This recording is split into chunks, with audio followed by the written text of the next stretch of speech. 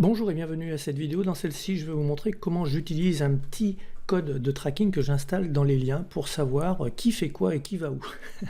Alors, je dis ça en rigolant, mais c'est ce qui m'intéresse, c'est-à-dire que je vais envoyer l'information à une liste que j'ai au niveau des emails, je vais donner l'information dans Facebook, dans Google+, dans LinkedIn, sur Twitter, et je veux savoir quels sont les réseaux qui répondent le mieux.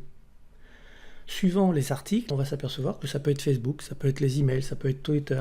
Ça va nous donner des informations complémentaires. Mais on peut aller plus loin aussi. Si je crée des publicités, je vais pouvoir savoir quels sont les liens qui sont le plus cliqués. Par exemple, je vais faire une publicité image, une publicité vidéo, une publicité article. En mettant ce petit code, je vais savoir lesquels seront le plus cliqués. Ça peut être de la publicité Google AdWords, ça peut être de la publicité Facebook. On a déjà les informations dans les statistiques de ces outils, mais j'aime bien avoir des informations complémentaires qui vont venir valider ou non ces informations. Alors comment est-ce que je pratique? C'est fort simple. Je vais installer derrière l'URL de ma page que je présente un point d'interrogation, un tag que je peux mettre celui que je veux. Si par exemple je vais contacter les réseaux sociaux, je vais mettre RS. Si je contacte les emails, je vais mettre email. Égal, et puis je vais mettre par exemple à cet endroit, je pourrais très bien mettre email égal la liste que je vais contacter. Donc ça peut aller très très loin. Ici j'ai fait quelque chose de très simple, point d'interrogation, tag égale Facebook, tag égale email, tag égale Google+, tag égale LinkedIn. Alors c'est bien joli tout ça, mais maintenant que je mets ça en place, comment est-ce que je vais savoir ce qu'il en est? Je vais aller maintenant dans Google Analytics, je vais aller l'ouvrir. Le voici. Je suis allé dans comportement. Comportement, je suis allé dans toutes les pages.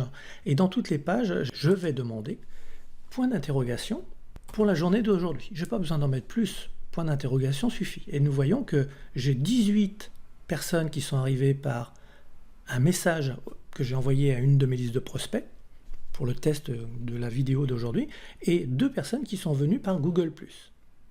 Alors ici, pour l'instant, les informations sont à 0 sur le temps passé. Je sais qu'ils sont passés beaucoup plus de temps parce que je les ai suivis en direct. Mais au départ, quand on a 2, 3, eh bien, les informations ne sont pas très précises, mais au fil du temps, eh bien, ça va s'améliorer et on va avoir vraiment des informations pertinentes. Et puis on va aussi savoir qu'est-ce qu'ils font après, le taux de rebond, etc. Donc vous voyez que c'est très intéressant de mettre ce système en place parce que vous allez avoir des informations pertinentes. C'est très simple à mettre en place, c'est très simple d'utilisation, très simple d'analyse, c'est devant nos yeux, on choisit la journée ou on choisit la période et on va avoir les informations. Qu'est-ce qui a le mieux fonctionné? Et moi, ça me permet de savoir que certaines vidéos fonctionnent mieux sur LinkedIn, d'autres fonctionnent mieux sur Facebook, d'autres, des articles vont mieux fonctionner sur tel ou tel support. Et ça, ce sont des informations qui, à moyen terme, sont réellement exploitables et vont vous faire avancer dans ce que vous voulez mettre en place. Je voulais faire ce petit partage avec vous pour vous expliquer qu'il n'est pas compliqué de mettre un petit code pour pouvoir traquer les personnes. Bien évidemment que le pixel est très performant, il faut l'utiliser, vous devez l'utiliser, mais il n'y a pas que le pixel.